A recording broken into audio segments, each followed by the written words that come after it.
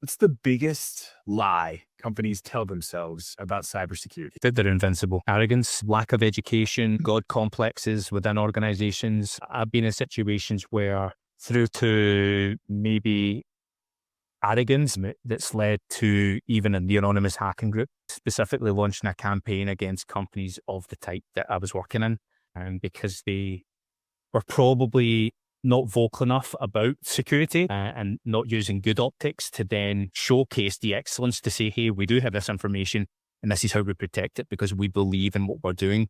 I think that these are messages that companies believe need to cascade and promote. Hello, everyone. This is Rick with the Cyber Pro podcast, where industry leaders share their insights. Leo, first question is the easiest one of the day. Who are you and why are you awesome? Yeah, I love that question. So, hey everyone, I'm Leo Cunningham, a CISO at Owkin, a French AI biotech. Why am I awesome? I think I'm maybe the first Scottish guest on the podcast. So there we go. That's why I'm awesome. Yeah. Yeah, I think that's a good start. I've had an Irish, I've had a couple of other internationals, but yeah, I like the Scottish. And you sound Claiming it. I'm claiming the title. I like it. We're gonna go with it. We're gonna run with it even better. So let's talk a little bit about Owkin. You guys sit at a fascinating intersection between kind of healthcare and artificial intelligence. So what is it? What are you guys doing? What brought Owkin into the world? Yeah. So Owkin was born 8, 9 years ago with our CEO, Thomas Clozo. We effectively wanted to use AI technology to help effectively with drug discovery and ultimately cure cancer through technology. So it's a really amazing company from a mission standpoint. We're at the cutting edge of all things AI, as you can imagine. And I'd say the past 2, 3 years has really ramped up our journey with AI and effectively building. We have a product called Owkin K, which is like a companion to help people number crunch and help them when it comes to their research. And, I'm completely underselling the product, but if anybody wants to check it out, go check it. It's like ChatGPT, but for our industry effectively. And it's powered with and powered by a host of like AWS, Anthropic, and OpenAI. I think our data sets well over 50, 60 petabytes of data that helps number crunch in the background and then again helps researchers, scientists, doctors get to where they need to get to help them solve their questions with whatever research they're doing that's within the kind of biotech space. So there we go. I love it. And so I'm going to lean into your security brain now. What keeps you up at night when you think about securing systems that impact human health? Yeah, I think for me, like typical, right? Forms of espionage people want to get their hands on our intellectual property. Again, maybe try and ransomware the information that we have, especially with our medical data sets, and effectively hold us over a barrel. So that's like the kind of typical things that would keep any CISO awake at night, especially in our industry. Kind of beyond that, again, another thing that keeps me awake at night would be what's coming up the following day. We're a fast-paced company, hyper-scaling. So there's going to be multitude of different changes in the organization, but how do we keep track of that and make sure that we're doing the right thing? And, we're ensuring what we push into production is verified and checked, especially for anything like AI hallucination, data leakage, that type of thing. Yeah. So I want to dig in a little bit on that, moving from the technology to the human psychology side of security, because that's where I'm passionate about. And I know you have talked a little bit about this. You've built amazing teams, award-winning teams across multiple different industries. But what have you learned about the human, the person sitting across from you on getting the engineers and the business leaders to care about security on the same level? Yeah, that's an excellent question. So I think it's more about them, what are these individuals, what do they care about? What's fun and enjoyable and relatable to them? I could maybe put something on their lap and they have absolutely no interest in it. So you're not really going to get buy-in. So I think that, wants and needs are things that you need to establish with people when it comes to security topics, how to make things relatable to them in their day-to-day life, how we can make their life easier when it comes to security topics. And psychology is quite an important component. It's something that I try and work on extensively by understanding people, understanding their motivations, and understanding, the part that I can play to help them unlock something that helps them internally, because you're building friendships, you're building trust, and then, collaboration will just come naturally, I guess, on the back of that. So let's lean into artificial intelligence on that side. Do you think that organizations are psychologically ready for how fast AI is moving things? No. So, No. w- Look at that. yeah, cut, that's it. No, the reason being because AI is still, and I would say it's still kind of in its infancy. And what I mean by that is organizations are just getting used to using like Gemini, Claude, like they're already kind of really experimenting with it. They're not looking at the risks that are being produced within the AI or LLM lifecycle, whether they're building autonomous functions, automated processes, or building agents that orchestration layer connects to multiple different layers of your infrastructure or your client or customer side. I don't think we fully grasp what that looks like, because everything is about GTM strategy, 100 miles per hour, just get products out there, try and compete in this AI bubble that we're in at the moment. And it's like no one can actually take a step back and breathe and look at technical debt. For me, I see the only thing that's happened, it's expedited the level of risk. It's making things happen quicker. 2-3 years from now, people are going to have like an AI tech debt, much like, when an SDLC was developed. And, I think that's where we are. Like for any viewers in Europe, I kind of see it still like the GDPR type mindset where nobody really cares about it until regulated or regulatory enforcement happens. And then people kind of have a retrospective look back. So yeah, that's kind of my view on it. Yeah. So we talk a lot about AI, right? Everybody's talking about it. We talk about agentic AI, AI agents. They're accelerating software development. They're improving cloud operations. They're even making security operations and response better, faster, mean time to respond and detect. But what do you feel are human skills that are going to become more valuable over the next 2 years, 3 years, 5 years? You're going to laugh at this. I'm going to say logic and common sense. These are things I think the automation component, the speed, like AI doesn't think like us or has nuances. Maybe through things like skill libraries, that might kind of help with those foundational models with LLMs to then be like, hey, I should maybe have a checklist and maybe think about these things logically. But for me, these are the things, the skills, years from now, we're going to look back and go, maybe we should have just had like checks and balances, and you need that with humans. Pretty much like back in the old days, you'd have like a 4-eye check or something being deployed.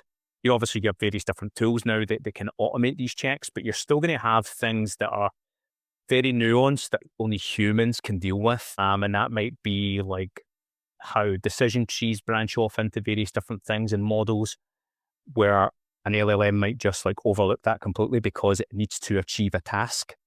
It doesn't care about any other damage or any other ecosystem. It's genuinely just like, I need to get this thing out the door. So I think maybe logic and common sense, as mad as that sounds, and Sam Altman talks about years from now, we'll be paying OpenAI for intelligence.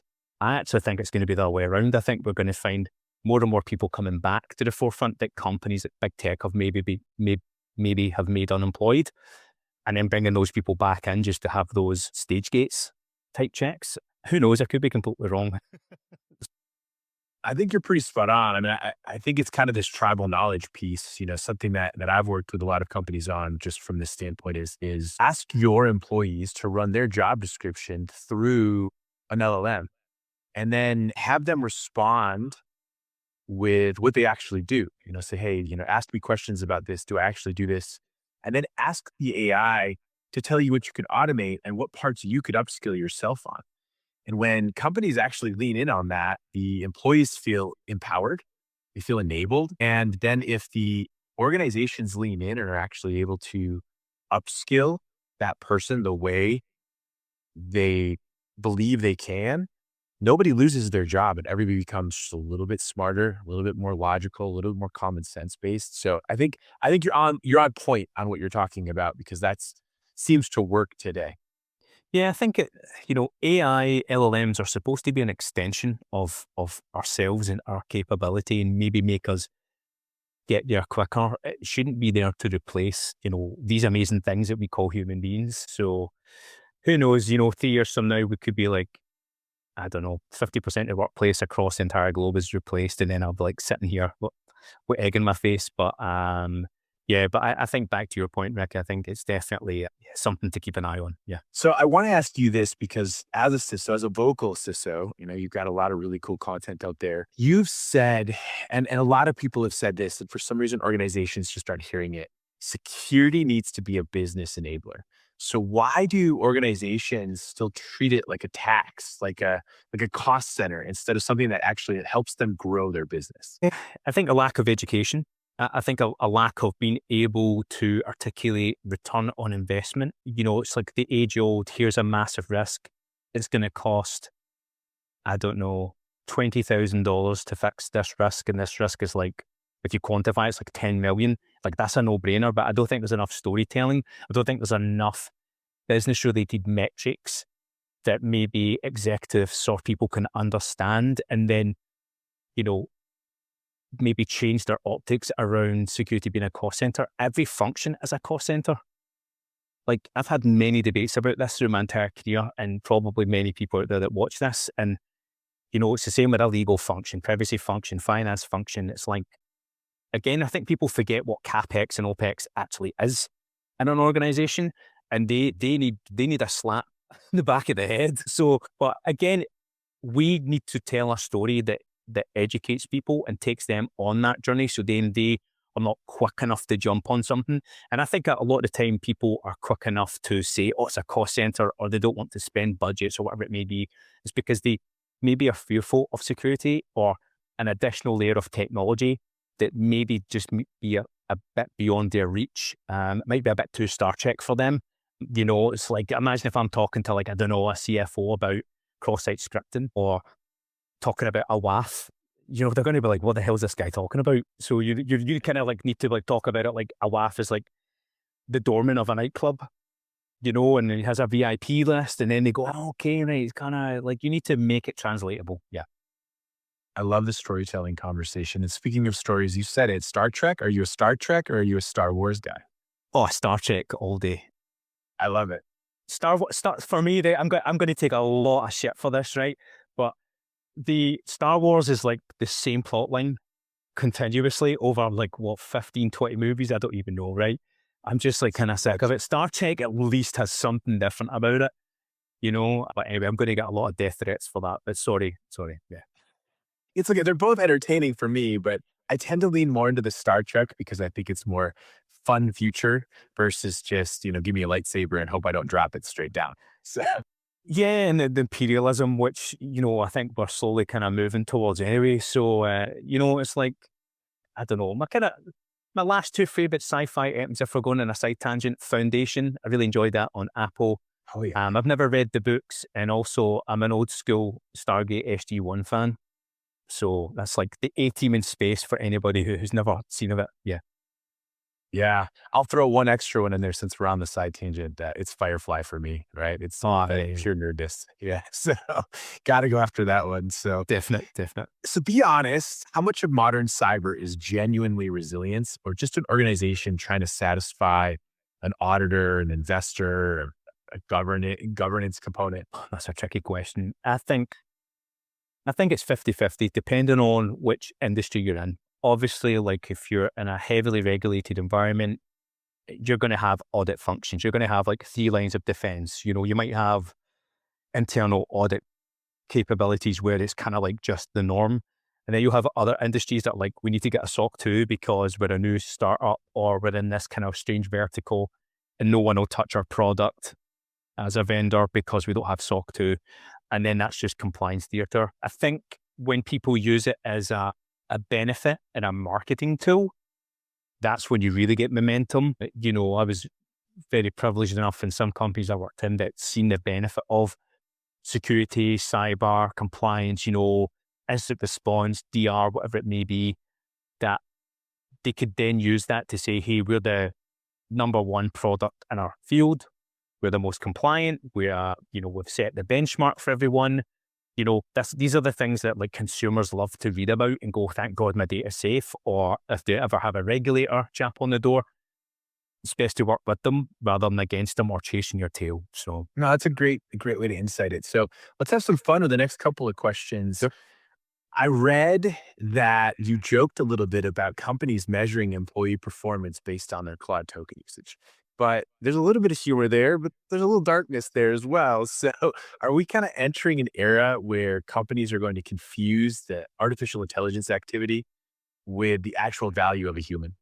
yes.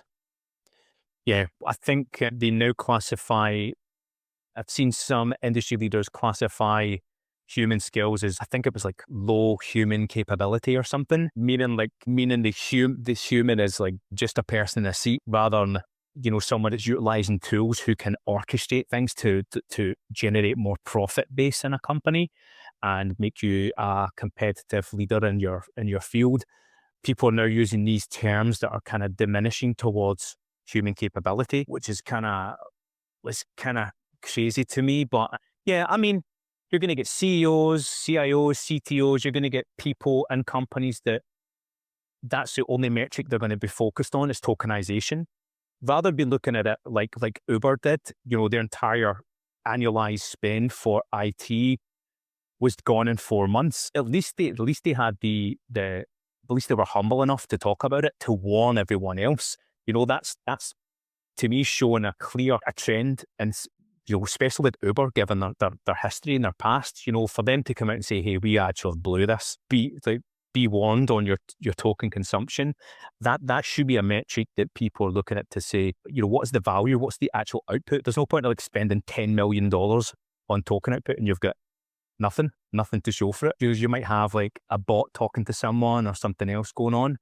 But yeah, I mean, the measurement of using LLMs to build things. And again, I'm surprised there's not like 100 different products at the market just to monitor token consumption, because then that would help change the paradigm and the optics that I guess we're kind of seeing more and more of. Yeah.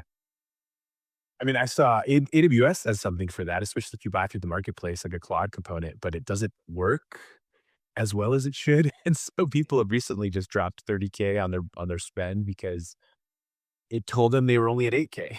Yeah. So even that's kind of crazy, right? Depending on how your tokens are used. I Yeah. think for me, it's about training, right? You have to understand what a token is, but that's a lot harder. That goes back to your common sense component. So Yeah, absolutely. I mean, it's like the easiest way of kind of like converting people towards this change is like FinOps. It's like nothing's changed. It's just consumption, whether it's cloud or, I don't know, you're running 10 million Kubernetes nodes or whatever jargon we're going to throw into this. And, like, or you're running millions of instances or AWS accounts, whatever it may be, right? You can put into that mix. You're still consuming something that costs money. It's the same with like fueling your car with petrol, the same, or gas as you guys would say.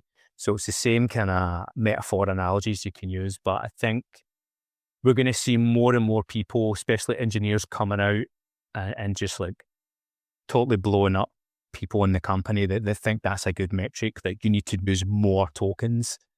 It's like, nah, because you're going to end up bankrupt and you're going to need to make a lot of people unemployed as a result of that. Yeah. so I'm gonna ask the fun question because I saw a couple posts about it, part one, part two. Yeah. We're living in a simulation, right? I mean, today I just saw that the Pope dropped like, I don't know, some ridiculous amount of reasons why we should, cut off AI and it's not ethical. And maybe we are, but why are we living in a simulation? Yeah. Well, listen, that's a really good point about the Pope, right? I mean, I think people underestimate how much involvement the Vatican has when it comes to technology. They actually have a specific division that focus on that. I don't think they should really be giving anybody any guidance on morals or ethics, and I'll just kind of draw a line under that. But yes, sorry, remind me, put me back on track, Rick. What was that question again? Yeah, so I was just asking about your belief that we're in a Oh, the simulation. There's a simulation. Yeah, yeah. great series. Yeah, there's a great series of LinkedIn posts, and we'll probably link them here. But I'm super curious. Yeah, yeah, yeah. Apologies, everyone. I'm like just back from vacation. I'm slightly like jet lagged, but simulation, I think we're seeing behavior that is so anti-normal and I'm not going to say dumb, right? But it's like so obscure in left field that it kind of feels like we're living in like a Truman Show where it's like things are just super strange. Like again with the posts, if people check out my posts on LinkedIn, you'll see exactly where I'm kind of coming from. Is like decision making in society or in a company, even in family life. You're kind of just like, what is this?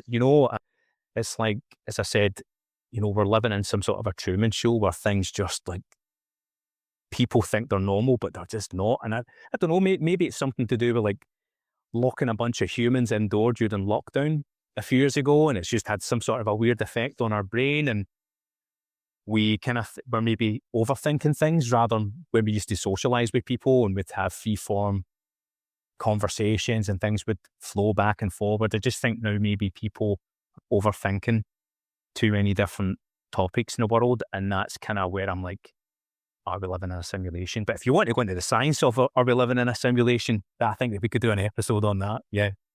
It's a full-on episode on that. I'm actually interested, I actually wonder if we're underthinking. When I think about, because I've read your stuff, I really think you're not too far off.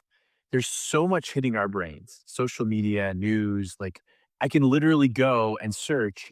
And it used to be that Google, I'd have to sift through the answers and see who was paying for SEO. And now AI responds and says, here's what we actually think you're looking for because this is what you looked for in the past. I think we're underthinking. I actually think we're depleting ourselves to the point that we feel normalized by the fact that I have all this information, so the information is meaningless. I think that's a really good point and a great counter argument. I think we're so bombarded with information because whether big tech needs it to be, whether it's government level controlled. We've seen it so many times in the UK and the US when it comes to political campaigns, like Cambridge Analytica, prime example of overloading the masses on social media. I think you're, again, nothing sticks. So therefore that kind of backs up your point. We're underthinking because nothing sticks to make us normalize our level of thinking. But again, I'm all for the comments if anybody wants to kind of pitch in on this when it goes live and everything else. But yeah, we're in an amazing time in human history, but also a very strange one. Like there's so many topics I could touch upon where we are right now. And it's like, I just don't know what to believe anymore. Yeah. Yeah, no, it's true. And I'm excited. Maybe people will start posting on this one specifically about their belief in the science. So maybe we could start a whole like viral trend about the science of being in a simulation. It'd be fascinating to see what people think. Yeah, absolutely. All right. The next questions are the shorts. These are the fun ones. Quick answers, 30 seconds or less. Let's knock them out. I might have a follow-up or two here or there as we go, but your first one for you, Leo. What's one AI trend that scares you? The inability to monitor the risks coming from AI. So everyone's using LLMs, building stuff, but they're not looking at the entire ecosystem. That terrifies me because it's another vulnerability that seems to be building. It's another exposure point and another aspect of tech debt. So you are working heavy in DevOps. You've called it DEVFlops, which is hilarious. But is AI making developers and engineers more productive or just busier? I would say both. It depends on the business needs and also, what's going on in the current climate in an organization. There may be things that you need to push out a new product or build something. Then that's just going to obviously expedite speed, but it also creates an element of error within that whole life cycle. So yeah, I would say a bit of both. Yeah. What's the biggest lie companies tell themselves about cybersecurity? That they're invincible. Why do you think that is? Arrogance, lack of education, God complexes within organizations.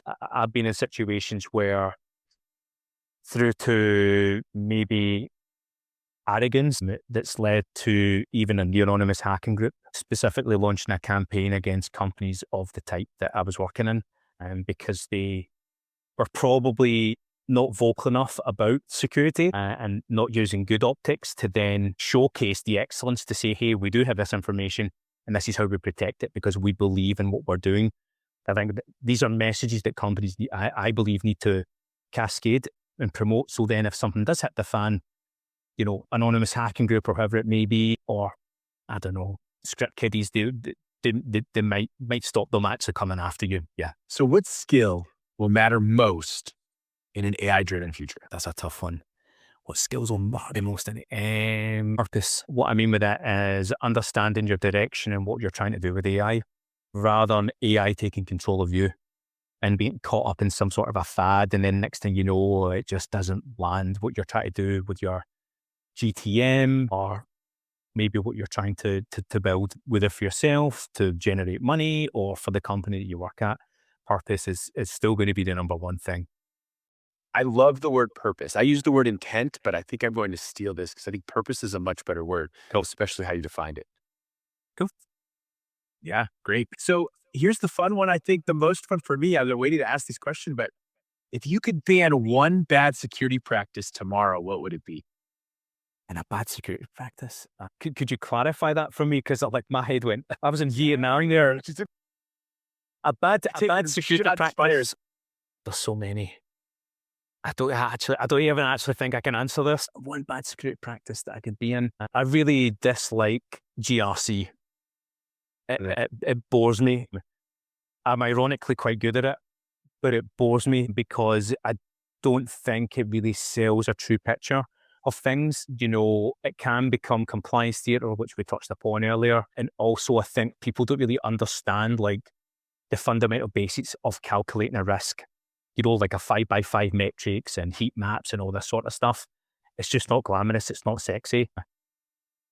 If I was to kind of just spend the rest of my life doing something that was bad, I would probably go into that to make it less bad, to then kind of completely change it and make it something that it definitely has value add. I know like many CISOs in the US say that's like their thing, and they can't really do anything beyond that.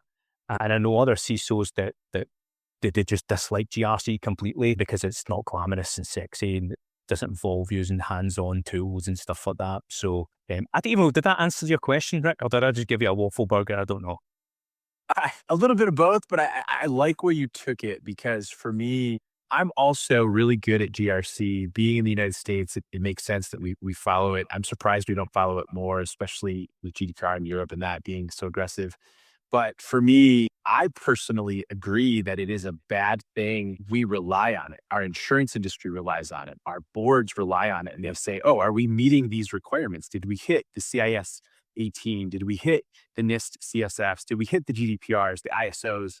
And then everybody says yes. And they forget that they have to continually meet those standards to actually be secure, not just 3 years later when they redo the audit. So I actually think you turned it on the right way. So, Listen, I'll take that as a win. win. Final question for you, Leo. This is the passion question. Why do you love being a cyber professional, and why should others want to become one? I love finding amazing obscure talent and working with it and giving it everything it needs to nurture it, and then making it into something that they feel passionate about, and they can spread that knowledge, disseminate. They can become part of a team that wants to win, thrives in chaos, and gets to do cool, amazing stuff. That is like my number one passion. I've been very fortunate enough to find amazing talent through the decades of doing this. And, I've learned so much from them, especially when they hit their stride and they learn something that I don't know. That educates me, and that kind of pays it forward back to me if I'm looking at it selfishly, or seeing them get to a point in their career where, we say goodbye, and, and then I check in on them years from now and they're thriving in their career, or maybe they have a hiccup and they still kind of need like Uncle Leo's advice, so that's the thing that I genuinely live for. And I would never be as arrogant to think that, I'm one of the greatest in the world or anything like that. But, for me, that's like the true reward for me. And I hope other people, when they start their journey and they start to pay things forward, or they find like-minded individuals that want to win together or do cool stuff together, that's the thing that they enjoy the most. And, all the chaos, the noise, all the negative stuff kind of just floats away because you have really good, amazing people around you. And we have an amazing community, people like yourself as well, that are reaching out to folk, getting their points of view, and turning security into something a bit more positive. Because I've been guilty myself of being negative talking about it, as you've probably seen on YouTube. But we're trying to kind of teach people that there are ways through these things. So yeah. I love it. Uncle Leo, thank you so much for being on the podcast. We appreciate you. This is it. They're like, Uncle Leo, you should hashtag this, and that's it. I love it. All right. Have a wonderful day and thank you so much. Likewise.